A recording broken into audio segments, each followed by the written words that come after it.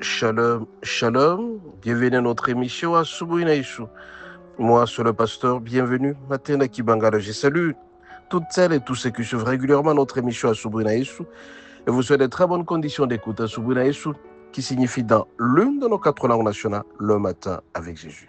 Bien aimés, ce matin, notre thème s'intitule 2 points. Si tu renonces au mal et au péché, Dieu renoncera aussi à ta punition. Si tu renonces au mal et au péché, Dieu se rempâtira aussi de la punition à t'infliger.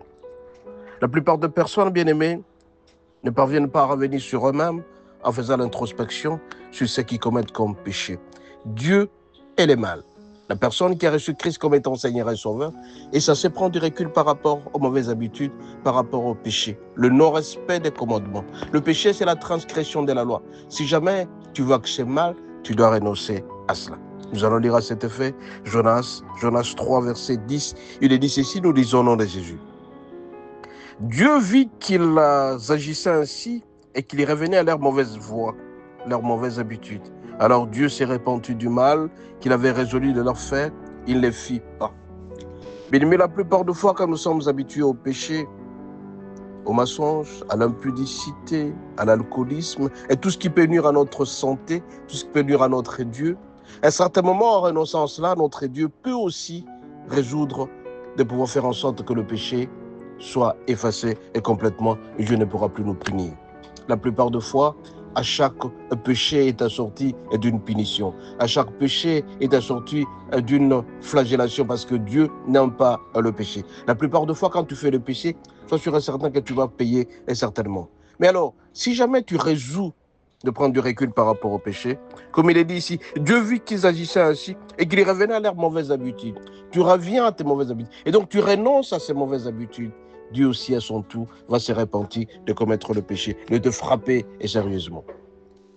Quand Dieu frappe quelqu'un, c'est qu'il a constaté qu'il y a une transgression de la loi, qu'on a commis les péchés et à son tour, à chaque péché, il correspond à une punition.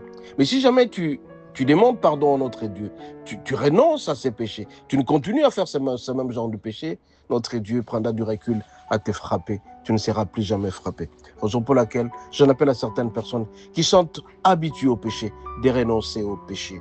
Renoncer à l'impudicité, renoncer au vol, renoncer aux insultes, renoncer aux choses qui font mal à notre Dieu.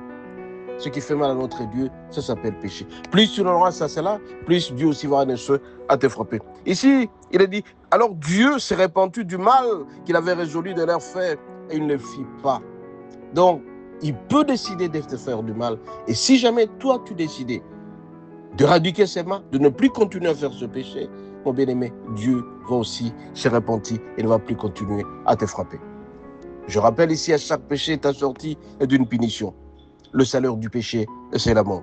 Mais par contre, si tu continues toujours à vivre dans les mauvaises habitudes, les mauvais péchés que tu continues à le faire, je suis certain que tu seras frappé sérieusement et sincèrement. Mais par contre, en renonçant à cela, notre Dieu aussi va se repentir à faire du mal.